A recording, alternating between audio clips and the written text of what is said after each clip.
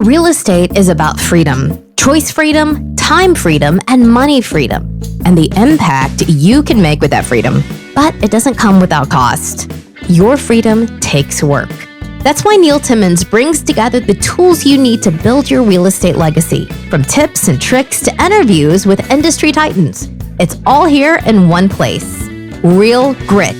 Let's get to it. Hey, everybody. Welcome to Real Grit. I'm Neil Timmins. Hey, I'm excited. I've got Jack Bosch here. He's the co-founder of Land Profit Generator Method and the Land Profit Coaching Program with his wife, Michelle.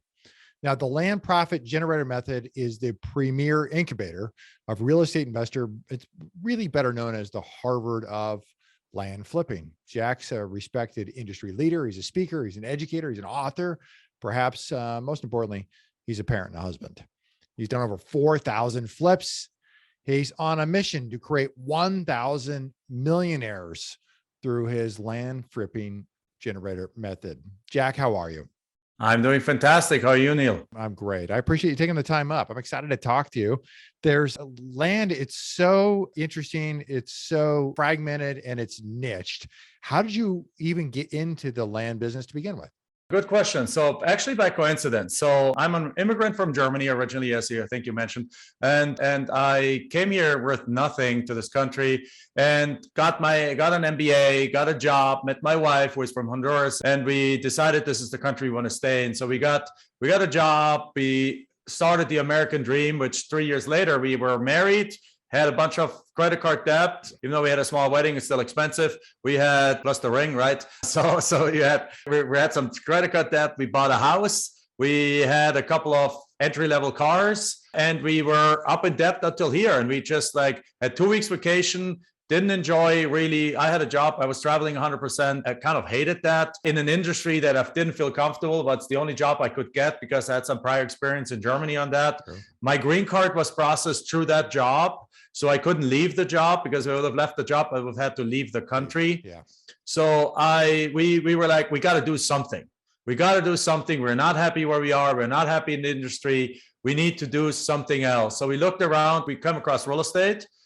And we tried a bunch of things. So we tried wholesaling a triplex, and we failed because the triplex probably needed $150,000 worth of repair, but we had no idea how to value and how to estimate repairs. Yeah. Because again, Germany, construction way, completely different, no experience. So we miscalculated everything, and as a result, way underestimated the repairs, therefore offered way too much money for the triplex. Therefore, nobody wanted to buy the triplex from us. So we canceled that deal. Next thing, we tried to buy some tax liens and tax deeds. We came across that concept. That was mind-blowing because in Germany, if you don't pay your property taxes, they put liens on it like crazy. They might impound your car, but they'll never take your property away. Yet in the US, it takes between 2 and 5 years before the government takes that property away. Correct. It's just a much more wild, wild west philosophy here. So we attended auctions. We're outbid. We bought tax liens. They were redeemed 3 weeks later, and we made $3.82 in income.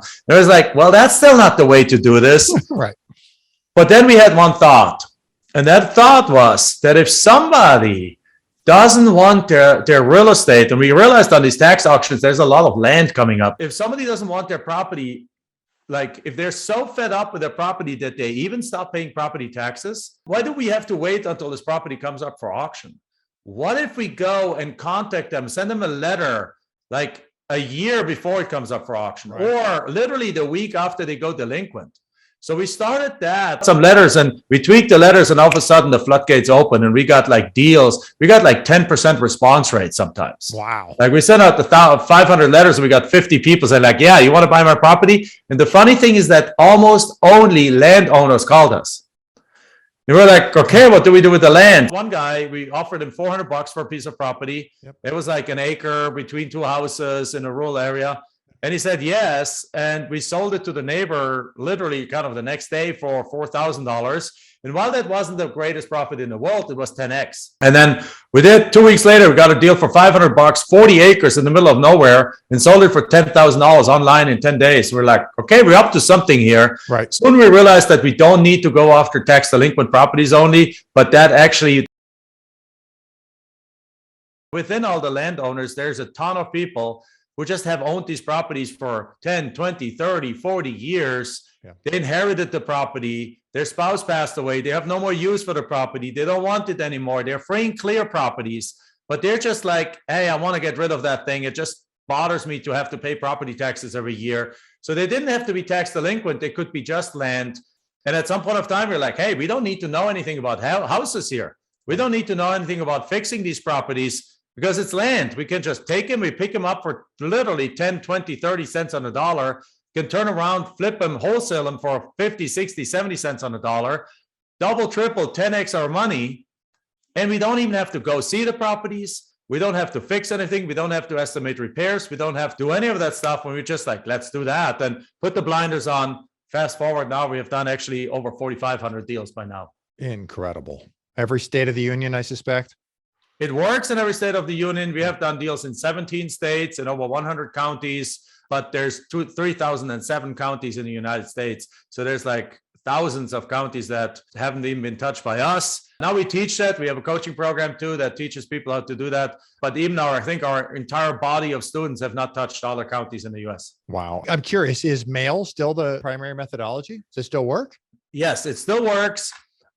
Overall response rates, you can still occasionally get a 10% response rate, but most cases, there's also counties now, like, I mean, we're in the biggest real estate boom, like the history of the world has seen, kind of. Even in some areas, like super high growth areas, even the last land seller has heard that there's value to their land and they're not necessarily giving up for 10 cents on the dollar anymore, right? Yeah. So in those areas, we might get 1% response rate, right?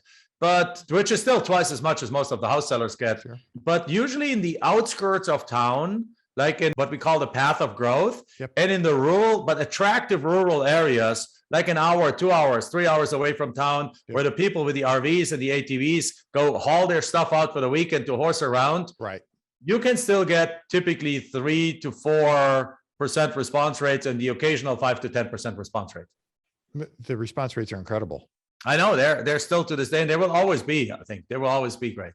10% would be amazing. That's better response than I get from the family for Thanksgiving dinner, Jack.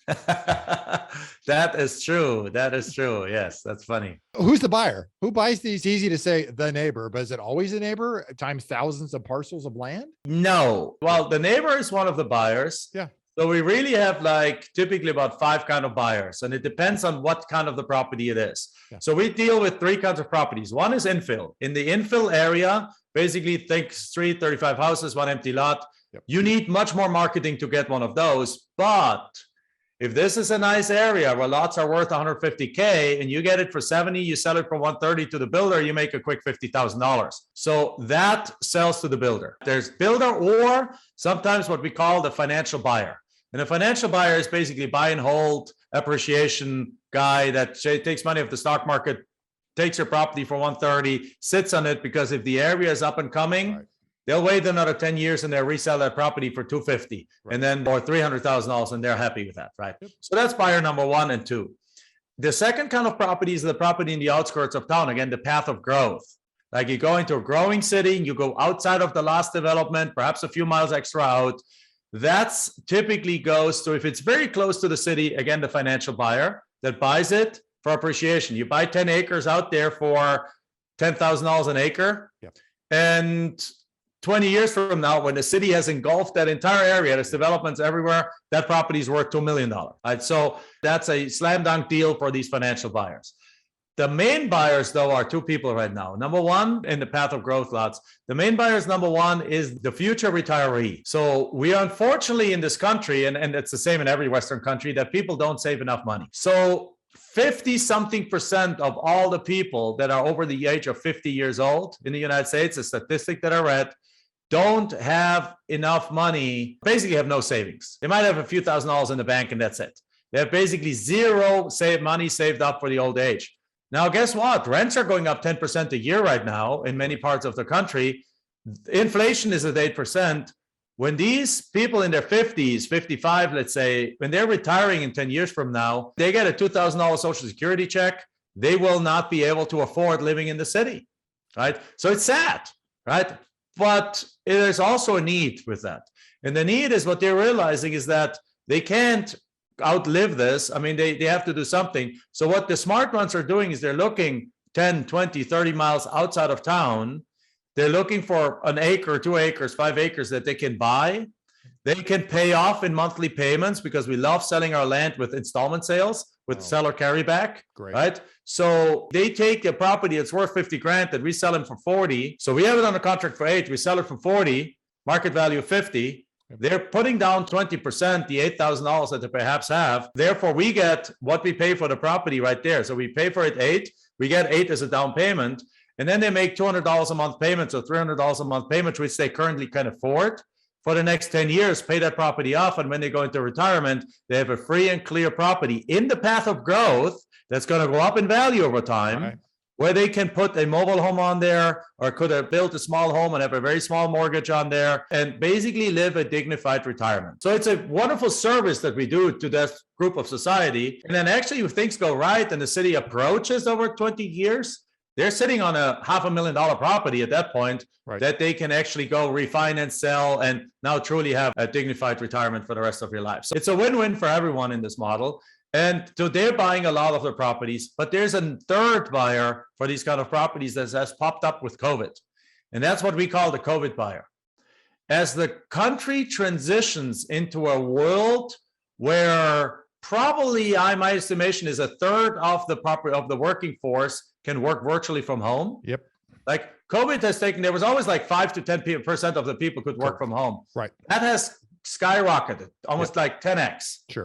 So if we can go now, for a while, everyone worked from home. Now, long term, I think about a third of the workforce will be able to either do flex work, where they only have to go into the work once or twice a week, or 100% work from home. So what that does is that people don't have to live close to work anymore. They can live where they want to live. And we have seen that happening for the last 2 years, skyrocketing the demand for land in the outskirts in the path of growth. And it's young and middle-aged families that basically say, I don't want to bring my kids up in a condo. I don't want to be 2 hours in commuting. They're buying 5 acres. They're renting for a while. They're building a nice house out there. And then they live there on 5 acres with a horse and with some goats and some chickens and some things. But when they need to drive to work, they're now willing to drive an hour to work once or twice a week, but have 5 days a week where they live in paradise with their family. So it's a quality of life play. Quality of life for that buyer. And these people, they don't need to buy the $20,000 lots. They can buy a $200,000 5-acre parcel. So it allows you to take $300,000 properties, put them on a contract for $130,000, and sell them to a buyer like that for $200,000, make a $70,000 profit in a deal like that. What I hear you saying is there's really a large variety. There's really a big span of dollars and cents between land. I mean, land can absolutely, range from very little to very expensive. And you get buyers at every price range in between. Absolutely. And I forgot the last buyer, which is the recreational buyer. Which is the fun-loving outdoors. Let's go bow hunting. Let's go hiking, biking, dirt biking, guys. Those guys want the 40 acres out 3 hours out of time to go horse around like crazy in the weekend, bring their 10 friends with them, put 10 RVs out there, bonfire, all the thing, and then have a blast and then come back tired Sunday night. And it's like the yin yang to the exhausting work week. So also these guys, usually they're affluent, they have money, they got the $100,000 RV, the $30,000 dirt bikes back there, and they're willing to pay often cash or also sell financing for these $50,000 to $100,000 40-acre parcels out there in the middle of nowhere. Biggest challenge in working in land is what? There's not really a huge challenge. Obviously, it's work like anything else. You still got to go select your areas. You still got to go send out mailers. You still got to go value the properties, which is actually not a big challenge. There's 5 ways to value a property. One of them is listed comparables. I mean, you just look at what sold comparables out there. Websites like Zillow and so on, they show you what's sold in the area. It's not very complex. Listing them on social media. Probably the biggest challenge for people who don't follow us or want to do this on their own is creating a listing. It's not difficult, but creating a listing that sells, because land listings are completely differently structured than house listings. So when you do a land listing, you actually don't really talk a whole lot about the land itself. When you have a house listing, you talk all about that. It's a 3-bedroom, 2-bath, Correct. 2-car garage, granite countertops, like marble floors or marble bathroom, standalone tub, blah, blah, blah, blah, blah. None of that kind of stuff matters in the land. The land just usually needs to be adequate for the use that they want to give it. Sure. And what's more important is what is around the land. So when you describe a piece of land, like for the retiree, does the retiree really care if there's 3 trees on his property or 8 trees on his property? No, he cares that there's utilities to the property. He cares that there's a building spot on the property. But what he cares most about is that the property is only 10 minutes away from the next Walgreens or Walmart or a little town with a gas station, with a diner, with restaurants and things like that. And how far it is into the main city where all his friends and his family live, right? That's way more important than if there's recreational things around it. Yep. The recreational buyer wants to know, where's the next lake? Where's the next skiing? Gonna go hunting from there? Are there like trails that I can go dirt biking on? Are there trails that I can go mountain biking on? What is around here? And yes, if there's a small town close by, so I can fill up the gas tank again, I can go get some emergency stuff that if I need to, or if I don't want to cook, there's perhaps a little steakhouse there or a burger place, right? Those are things that are much more interesting to them. Does the land have 1,500 trees or 8 trees? Yes, that's important to see if it's like a couple of pictures. Here's how your land looks like. Okay, that looks good. What's around there? What can I do with it is way more important. You may make this sound easy. And naturally, that's because you've done it so many times. You've had to make it easy to be able to do it. But for somebody who's going, you know what, I think I may just go do this. What are the top 2 ways they're going to totally screw it up? Yeah, what people usually mess up with is the offer amounts. So, they mess up, first of all, with the county selection. There is such a thing like bad counties. So when we started out, one day, we figured out, okay, the 3 areas I just talked about, infill lots, outside of it, or rural areas. So we looked at San Francisco. We said, okay, we're not going to go into San Francisco because prices are absolutely outrageous in San Francisco. But let's go outside of San Francisco. San Francisco has a lot of affluent people, .com millionaires and things like that. I bet a bunch of those, it's a very outdoors, healthy kind of city, health conscious city. I bet that a bunch of people want to have some land like 45 minutes outside of it or an hour outside of it. So we looked outside and we found Sonoma County. We're like, oh, great. Let's go send letters out to Sonoma County. Yep. Well, what we didn't think of back then, I was a beer drinker, right? I didn't know that Sonoma County is the second largest wine country in the United States, wine area in the United States, and every acre sells for like $1 million because it's being harvested for wine. It's planted with wine. So as a result, Sonoma County looks good on paper. It's the right distance outside of San Francisco. It's rural. It has a whole bunch of little towns on there. There's a bunch of little roads. It looks attractive. It looks great. We sent out 900 letters and we got 2 responses and they both laughed at us, right? So that's what people screw up. They get their county selection route and they can get it both ways wrong. Yeah. There's a county called Elko County, Nevada. In Elko County, Nevada, you're 5 hours away from Vegas. You're several hours away from Salt Lake City. So it's too far away from the bigger cities. Yep. And most importantly, other than coyotes, rattlesnakes, and roadrunners, there's absolutely nothing there. Like some scorpions, perhaps too, right? Sure. There's absolutely nothing there. So what's the fun? There's nothing to do. There's no roads. Most land out there is full of 40-acre parcels, but they're all landlocked, and you need a helicopter to get over your land. So it's absolutely like ridiculous from that point of view to ever. It's not a great area. Yet you think of it, oh, it's a couple of hours outside of a big city. Let me go there. No, it's a bad area because there's no demand. Right? Nobody wants to buy something there. So that's where people screw it up at the beginning, that they perhaps pick the wrong counties. And the second thing they screw up is they get so eager in getting their first deal that they offer too much money. And if you offer 60% of market value, well, we do wholesaling. You want to sell it at 65%. And that at a $30,000 property, that is $1,000 profit, and it's not worth doing this for $1,000 profit. So that's probably the two things that people, particularly at the beginning, do wrong. But that can easily be coached. They can easily be coached through there. That you keep your offers lower, but instead, what you want to do is a follow up. Go a couple of times back to everyone that called you on it, and soon enough, people will accept these offers. Sure. Tell me about the Land Profit coaching program. What do you do? What does that look like for somebody who gets involved with you guys there? The Land Profit coaching program is a for sure the most comprehensive coaching program in the real estate industry, period. So we basically created a program that is a year-long program that our students get one-on-one coaching with what we call master coaches. Now, master coaches are people that went through our coaching program, succeeded like crazy, like most people do, succeeded like crazy, and now they're handpicked by us to come back and teach and coach others now and extend that helping hand to help the next generation to come a level up, right? So these guys are absolutely fantastic. So what is, it's a one-on-one coaching program that the students get a large number of one-on-one sessions with those master coaches. But then it's also, we also have a group coaching component that's built in. And the group coaching component is like, we have every day of the week group coaching sessions. So we have sessions on how to get more deals faster, quicker for less money, how to sell them faster, quicker for more money, how to scale your business, right? Q&A sessions. Every one of these sessions is Q&A. So we created this absolutely comprehensive program, and it's backed up on top of it. Every one of our coaching students gets put next to them a one-on-one accountability coach. So we have full-time team members in our team that check in with our coaching students literally 3 times a week and say like, hey, do you got what you need?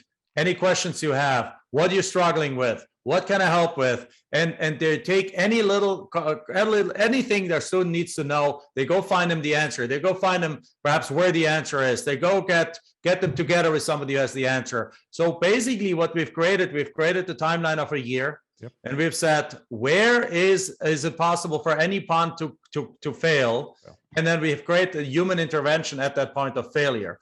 And the program is not designed, when I say a year, it's not a year to get your first deal done. It's designed to get your first deal done in your first 30, 60, 90 days. Yeah.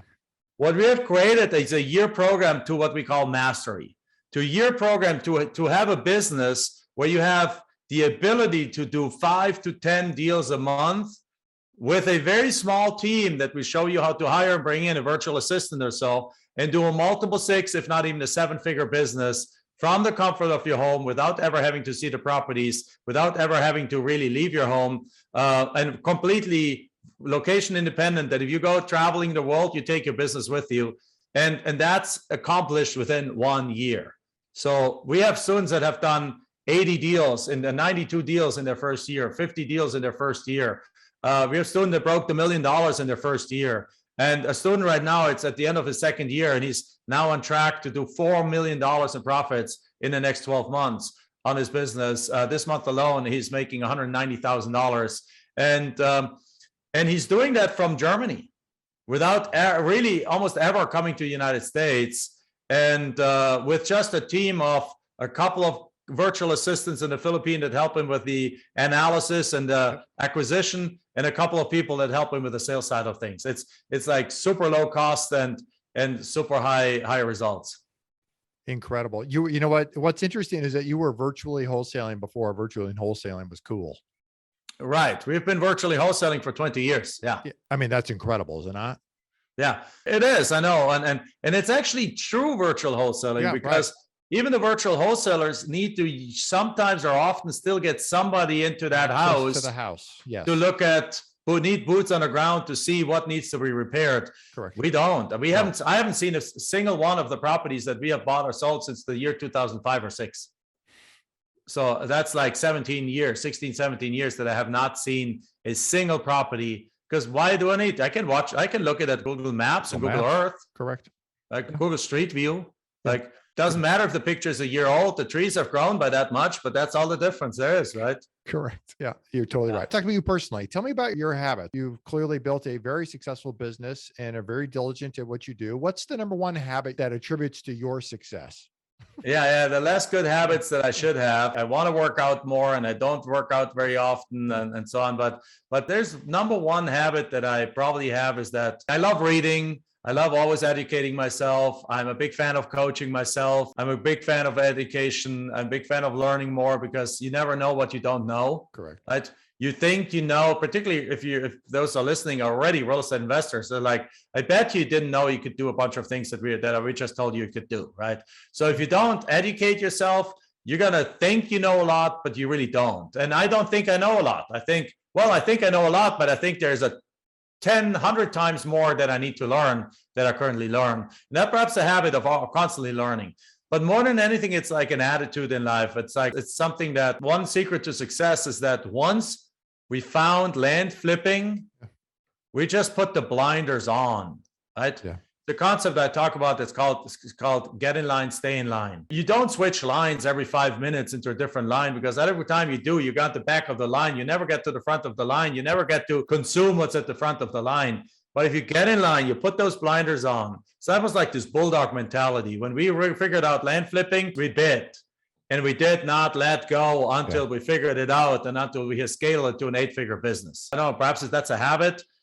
Habit is hard work. Habit is smart work. Yeah. I don't know, stuff like that. Yeah. What year did you come to the United States? 1997. 1997. How old were you? 27 years old. 27. Okay. An old saying that there's an immigrant advantage. Yes. That there is a different level of work ethic and appreciation for the United States that those here just do not possess. What do you think is the advantage that you possess coming here at the age of 27, seeing things, just two different places, having a different perspective that somebody here just couldn't appreciate? I don't know if they couldn't. I think they just don't because they're blind to it. Yeah, that's it. And that is because we have lots of Americans that follow in our footsteps and are beating us to in our own game and are getting faster to $1 million than we got to $1 million. But when you come to another country, you come with certain set way of looking at the world. Yeah. And every country does things differently. So you see things that are normal to the Americans as not normal to you. And as a result, you see gaps that other people don't see. You see things that was better in Europe, and you see things that you could potentially bring to the United States and make things better here. Or you could also see things that are better here. There's many things that are better here that you could potentially bring to Europe and make it better. So you see sometimes immigrants bringing stuff from their home country and making it big. You see immigrants going back to their home countries and bringing something they learned in the new country, making it big. But in our case, that fact about tax liens and tax deeds, there's no way, as I mentioned, that in Europe you would leave your properties, that there's no way that people would give up on their properties for just back taxes. It's just unheard of. It's inconceivable. Yet here it happens all the time. And that thought of contacting them directly and going around that is just apparently a thought that not many people had. Instead, they're all attending the auction and making it and beating each other up on the auction and bidding these things up crazy. It just doesn't make sense to us. Like, heck, as a matter of fact, we just let the property in Nevada go to auction, and it ended up selling for $31,000 more than we had bought it for, and that was owed. So we're now actually getting the overage from there. So we probably would have sold it on the open market for less, but by letting it go, we now can claim the excess proceeds from that and make an extra $31,000 just because there's so much competition at these auctions, right? So there's multiple ways you can do that, but it's almost like coming to this country, coming with a clean slate, with like a blank canvas, that all of a sudden you see how things are, and therefore you see opportunities more. Yeah, that's one thing. The other thing I think is that you also come with a different level of hunger, because I mean, you left everything behind. Like, you got people in your hometown at home looking at that, sitting there is like, let's see how long he's going to last, right? And you have that kind of criticism on there, and you can use that as fuel. Like, you can have that. My parents weren't necessarily thrilled that I went to the United States. They're like, okay, well, let's see. They weren't necessarily thrilled that I'm so far away. I'm the youngest one. I'm mom's baby, right? And I'm 51 years old, and I'm still mom's baby in her eyes, right? That's right. So she's like, boy, why are you going so far away, right? So it gives you fuel to prove to the old world that you could make it here, right? It gives you fuel to go like, yes, I've made it. I come back now. And I'm not bragging. I'm not wearing the fancy watch when I go to Germany. I'm wearing my same jeans and t-shirts and stuff like that. But through social media, people have seen what we do and seen what we've done. And so you come back now, basically, you come back as the rich uncle of America, kind of. It's like this kind of saying thing. And my parents have said, hey, actually, after all these things, I know it was hard for us, but you did the right move to go over there. And that's the satisfaction. That's the thing that Like immigrants come here, they go through hardships. Now, I didn't go through a hardship. I took a British Airways plane and I've gone over here and worked and gone to college. And I didn't have enough money for college and I had to live on a $500 a month budget. But that's not a hardship compared to somebody who goes on a boat from Vietnam or something like that and bootstraps it up and now is a multimillionaire. But the immigrants come here with a different work ethic because you left everything behind. You're starting with scratch. There's nobody. It's the same time, again, it's a clean slate. There's nobody out there. Come on, what are you doing here? Come on, let's go have a beer. No, you're alone. And you being alone means that you can do whatever the heck you want. So what I recommend to the Americans is like, get out of your comfortable environment. Mm-hmm. Like if your friends are a group of 10, 15, 20 friends want to keep dragging you into bunko nights and beer nights and things like that, that's what's holding you back. They're not doing it meanly, but you're in a society that you're in a group of people that you want to break out and they want to pull you back in. It would have been way harder for me to be successful in Europe with my circle of friends, right? Because they are established in a certain way and breaking out of that. There's this old saying, you're the product of your 5 people closest to you, right? Right. Yep. So you got to take, if your 5 people closest to you are not where you want to be, get yourself out of that environment and join another environment. So anyway, I truly believe there's an advantage of being an immigrant, but I also think you can manufacture that same advantage being in the United States by just taking a few actions. Move out of your old town, move out of the town, move to a new city, be alone in that city, and then look at it as like, hey, nobody's telling me what to do. I can do whatever the heck I want to do, and then just go full in. And yes, you have to work hard for a while to see the fruit of your labor, but it's all worth it. You here in the US, changing your environment is probably the easiest, fastest way to get there. Literally move. I'm not talking house down the block, but you're right. Move to a different city, have to find a different circle of people, create new experiences for yourself and get uncomfortable, right? Right. Exactly. Right. 100%. Yeah, that's terrific. Let's move on to the final segment, what I call for impact, Jack. Your favorite quote: everything worth doing is worth doing poorly in the beginning. Why does that resonate with you? Because isn't that the truth, right? Isn't that the truth? Like the perfectionists amongst us all think that everything you need to do is the need to be done perfect. And when you're going to school, when you alter all your life in school, you were taught that you get points deducted if something is not perfect. You do a piece in math, you have T's not crossed and I's not dotted, the number, like you missed one step, you get partial credit removed. And that's all right and so on. Or you write an essay and there's some spelling errors and you get ding, ding, ding, ding, ding. But you know what? How in the world are you going to become a world-class writer if you don't suck at writing at the beginning, right? If you don't try writing something, you think Hemingway wrote the way he wrote for his masterpieces when he was 16 years old? I bet you he didn't, right? In real life, everything you want to do, you got to suck at it. You're most likely going to be not the best in the world. And so embrace that, right? Embrace that. That's what I'm saying. The very first time you're going to attempt a land flip, you're going to make mistakes and that's okay, right? That's okay. It's part of the process. The very first time you jumped on a bicycle, you fell off, right? The very first time you get my point here, right? Yeah, but becoming great at something is not about perfection. It's about mastery.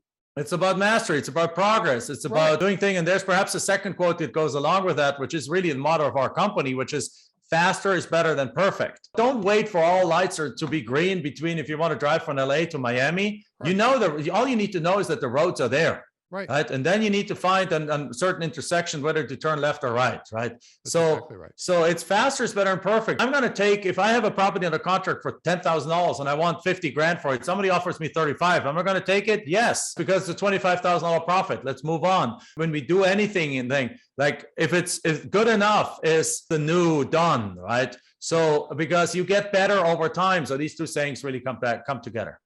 Yeah. No, you're right. What do you think it is that holds most investors back from hitting their personal next level? It's when their internal mind goes from what can I gain to what can I lose? Like when you create that first success, you have nothing to lose, right? You go, hey, I got nothing to lose. Let's go for it, right? What can I lose? Nothing. Let's go, right? And you build that. And all of a sudden, as you build up some assets, some wealth, some cash flow, some things and some valuables in your life, you go into protection mode. And that's that sentence for further growth. That might be the best answer anyone has ever given. I think you hit it on the head with exactly how you said it. I'm glad. Tell me, outside of real estate, what are you most passionate about? Outside of real estate, I love our Phoenix Suns basketball team. Yeah. I'm a big Suns fan. I got season ticket. My daughter and I bond over it a lot. She's 14 and she's like, is not interested in any sport, but basketball. She knows all the stats of all the Phoenix Suns players. Family is the other thing that I'm most passionate about. I'm a big family guy. Block off time in the morning to bring my daughter to school every morning. Block off time in the afternoon to hang out with her. And before she goes and hangs out with her friends, we hang out. And then travel is a third thing. We're a big traveler and we do this. We created this business such that it gives us the freedom of time and the freedom of money. We can spend our time who we want, which gives us the third freedom, the freedom of relationships. I see my parents outside of COVID, where it's restricted somewhat, more often now that we live in, for the last 25 years that I live in the US, than I probably saw them when I lived in Germany. Because I go over twice or sometimes 3 times a year. They come over once a year. We spend weeks at a time together. And that's, to me, just, again, family kind of thing. But travel, we have done, my daughter's 14 years old and she's been in 19 or 20 countries already. Wow. And 6 of the 7 continents. So only Antarctica is missing. Alaska is obviously not a continent. Yeah. Antarctica is missing and she badly wants to go there. But we just love traveling as a family. That's what we're really passionate about. Yeah, no, that's terrific. What's your favorite way to make an impact in the community? Well, that's probably the other passion. Everything we do now, we do to make a transformational impact in the people we touch, right? Okay. The people that work for us, we don't want them to just look at their job as a job. We want to look at this as a career. We want them to, whenever they, hopefully never, but when they quit their job and go somewhere else, I want them to say, though, the place I learned the most ever in any company ever is this company, right? I want the same with our coaching students. This is where we make our impact. We make our impact to our coaching. Like, we financially are in a very good point in our life. We build up a significant amount of net worth and assets. And when we did that, after we did that, we looked around and said, like, what is the next thing? And the next thing is not to accumulate more. The next thing is to actually give more. And the next thing is to actually pass that knowledge and that transformational real estate method on to other people. And that's why we created our program. That's why our program is not just a 6-week course and then you're off on your own. That's why it's a 1-year transformational program that you end up with being the CEO of a true business. Our goal is to take 1,000 people to $1 million in the next 2 years. And we're well over halfway there already. So if you think about that, that's like probably 600 or so people out there that we, thanks to our method, have brought to $1 million level, lifestyle, income. That changes the trajectory of their families for generations to come. And that's what I'm most proud of, right? Really, that is the thing. We have done it for us, but now it's happening in other multi-generational families too. No, that's terrific. Well, yeah, that brings me to the last thing. If people want to learn more, this has inspired them to go to that next step. How can they find out more about coaching program, or they want to follow you? How can they connect? First of all, I'm on social media. I'm on Facebook. I'm on Instagram, Jack Bosch with B-O-S-C-H. You can also go on YouTube or Land Profit Generator. Look at on YouTube and the different platforms on that. But the best link to go to is Land Profit Fun like having fun, right? Not like not like a fun, but F-U-N, having fun. F-U-N. Land Profit Fun.